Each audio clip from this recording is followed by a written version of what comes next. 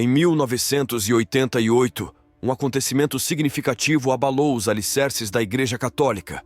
A consagração episcopal de 4 bispos sem a aprovação de Roma, um acto ousado empreendido pelo arcebispo Lefebvre em Écône.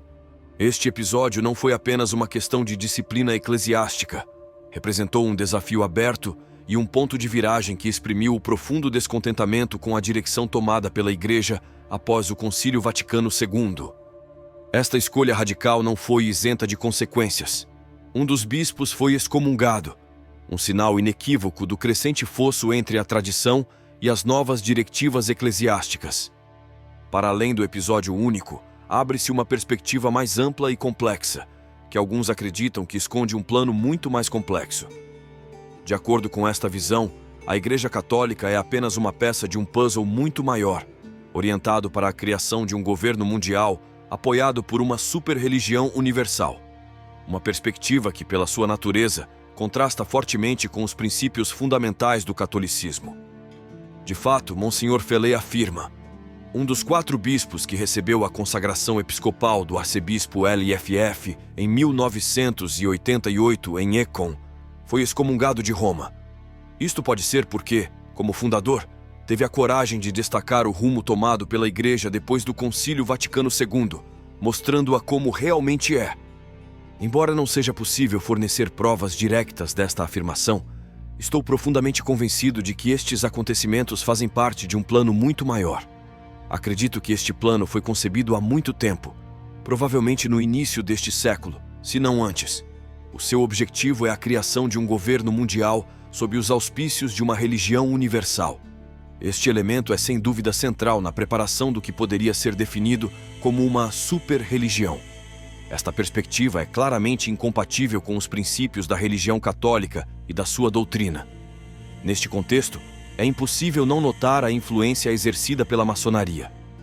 No centro desta trama intrincada estaria a influência subtil mas decisiva da maçonaria, cuja presença no Vaticano foi sussurrada várias vezes e por vezes declarada abertamente.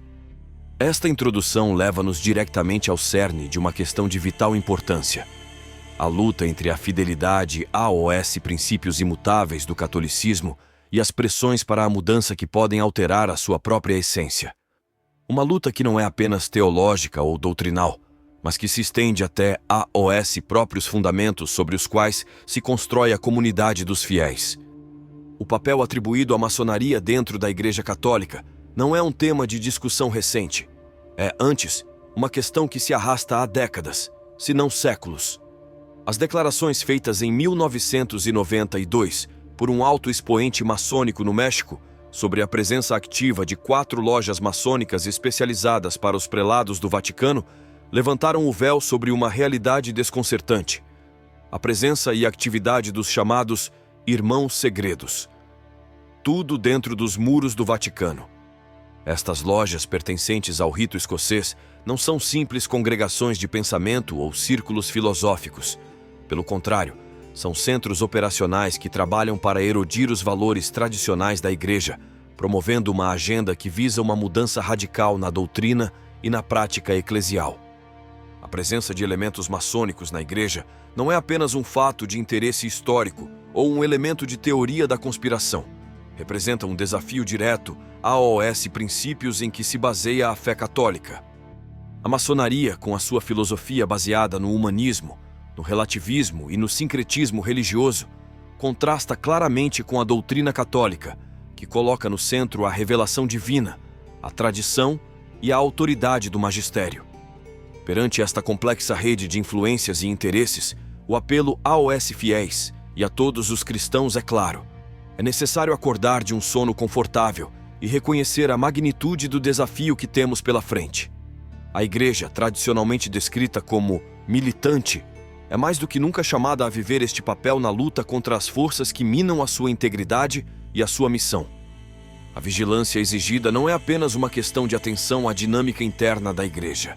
É também, e sobretudo, um convite a redescobrir e reafirmar aqueles elementos que constituem a essência do catolicismo: a fé nos ensinamentos de Cristo, a prática dos sacramentos, a adesão às tradições e aos mandamentos de Deus. Só através de uma renovada consciência da sua identidade e de uma fidelidade incondicional aos princípios do Evangelho é que os fiéis poderão enfrentar eficazmente os desafios do presente e ajudar a guiar a Igreja rumo a um futuro fiel à sua missão original.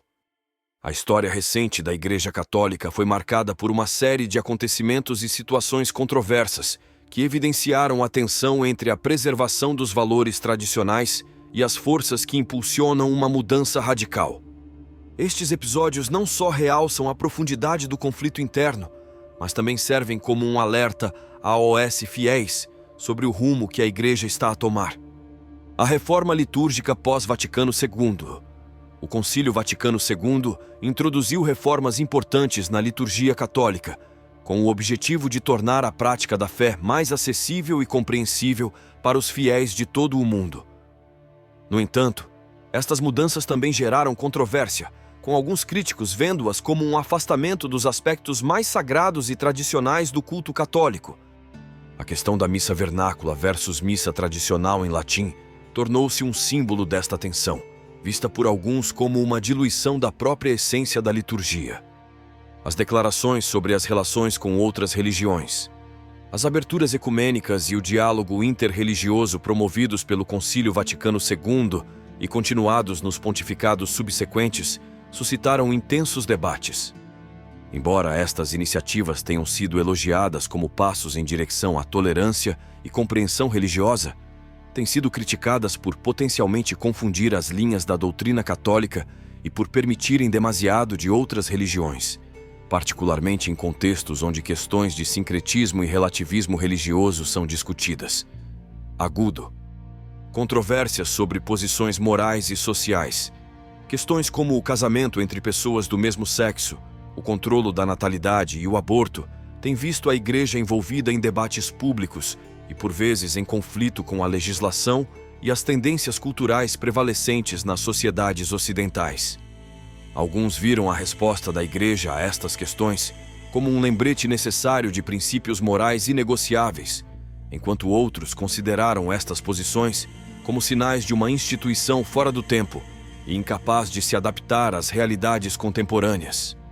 Estes exemplos refletem a complexidade do desafio dentro da Igreja. Como manter a integridade da doutrina católica e, ao mesmo tempo, responder eficazmente às mudanças na sociedade moderna? A resposta a esta pergunta exige uma reflexão profunda e um compromisso constante de fidelidade aos princípios evangélicos, interpretados no contexto das necessidades do nosso tempo. O que você acha? Deixe-nos saber nos comentários. Se você gostou do vídeo, comente amém. Deus o abençoe.